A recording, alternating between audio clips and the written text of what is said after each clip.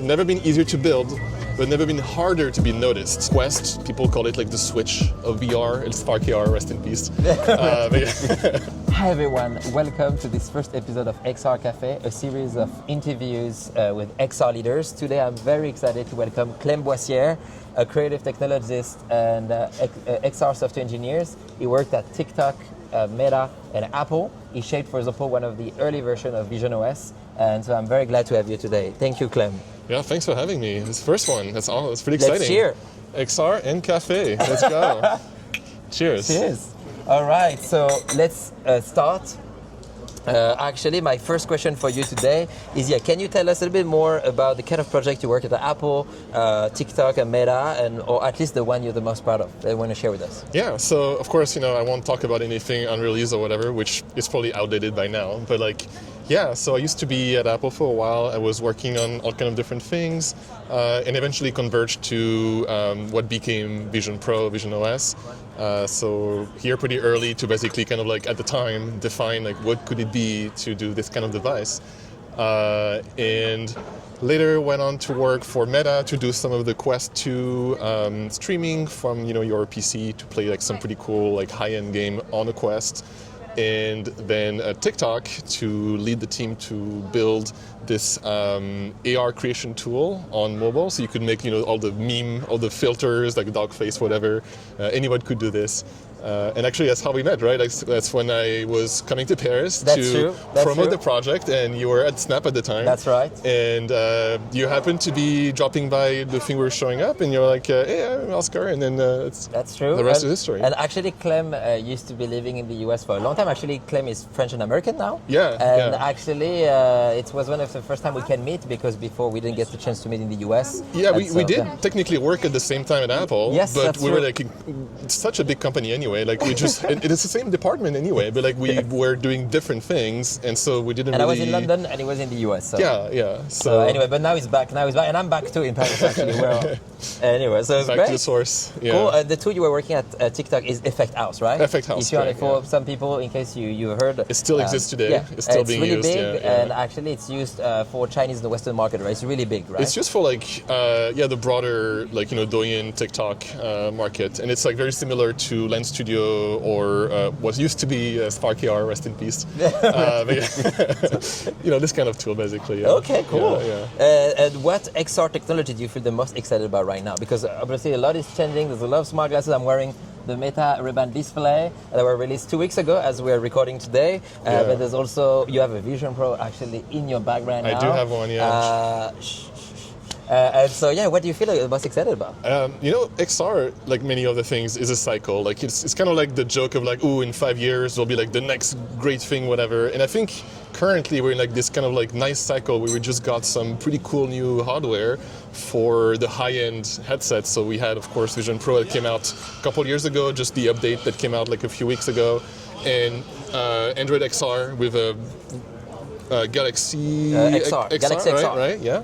So that just came out, pretty exciting. Actually, Android XR just came out last week. It literally just came out, yeah. Finally, because it's been a year, I think we know about it. Yeah, it was quite a tease, Project Muhan, right? Yeah, and it kind of was unclear what was going on, and now it's out, so that's pretty exciting. Finally. We got the glasses, the Meta Ray-Ban 2, is that what it's called? Meta Ray-Ban display. Display, okay. As simple as this. Right, yeah. So a lot of things going on, and so it's been pretty cool actually to be riding that again, the hype cycle again, and see all the cool stuff coming out. And then of course from all this new innovation will come some new apps, some new use case, new paradigm, whatever you want to call it. It's going to be pretty exciting to be working on that right now. Cool. Yeah. Do you consider buying yourself the new Samsung headset or not yet? I want to try it first. I want to see how it compares to Vision Pro, and of course they have some pretty cool AI features which I really like. I actually really wish the Vision Pro would give you more permission to understand and access the context of your user. But I'm still a bit more on the Apple side of things for now, and I think in the foreseeable future. So we'll see, but I'm curious. Okay, sounds great. Actually, my next question would be more about your vision. Actually, where do you think XR will be in 10 years? I know we have this thing in XR where things are always pushed back. It feels like over time, I've been in XR myself for 8 years, 10 years for you.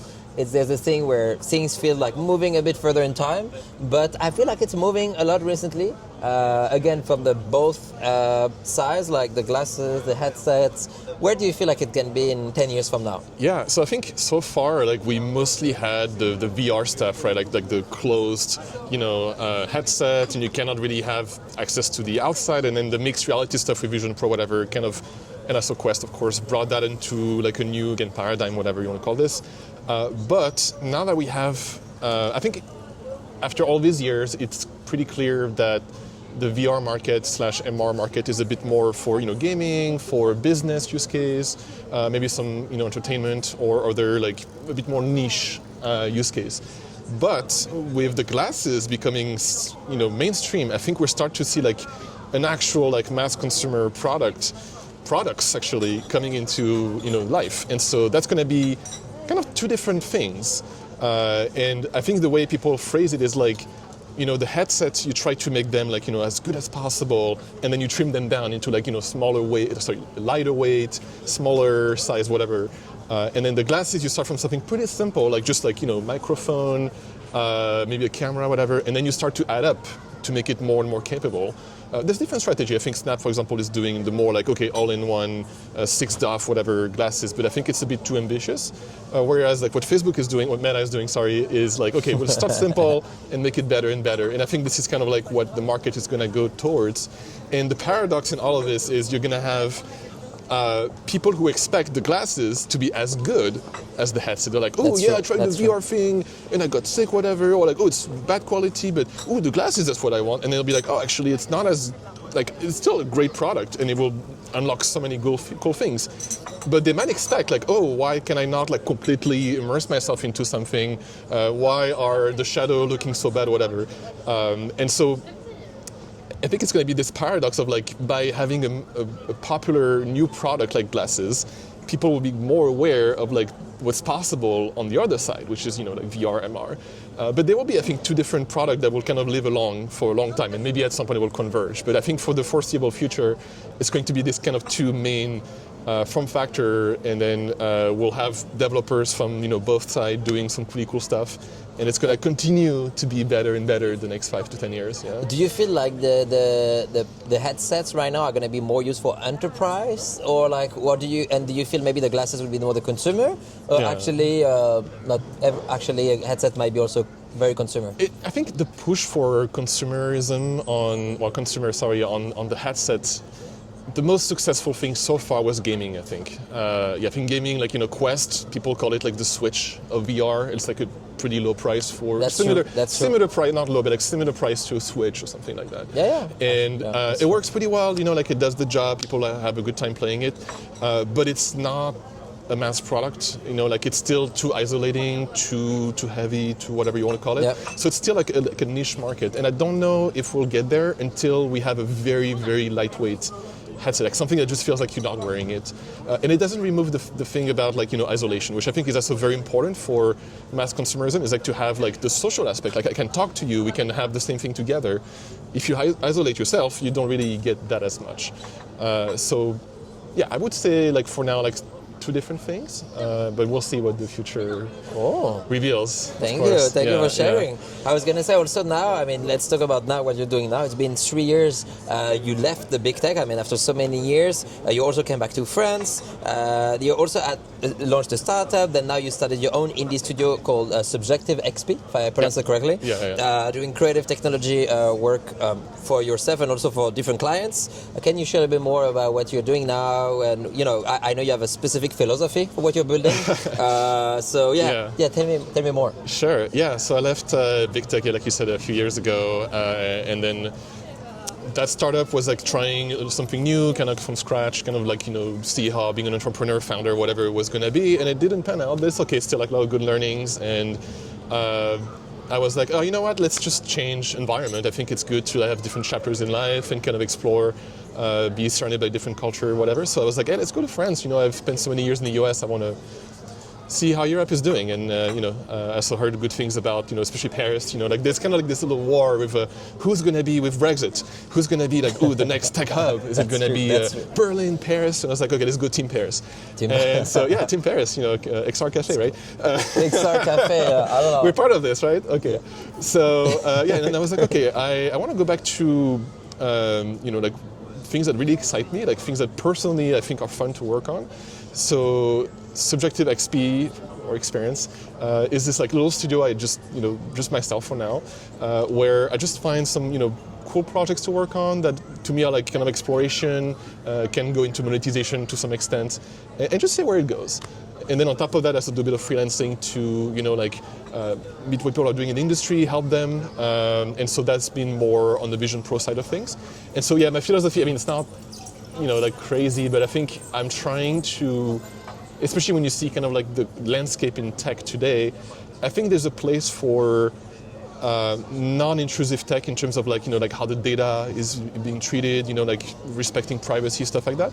So I try to build products that always respect the users, and that also includes like no subscription, like you can try the thing first. Like I try to kind of bring back these values of like kind of what used to be early software, early internet, like hey, try it out, kind of like the hacker mindset, and then if people like it, see where it goes from there, versus like always like okay, let's capture everything we can, get all the data, whatever. No, I'm trying to like just adopt this like a little bit like unusual practice.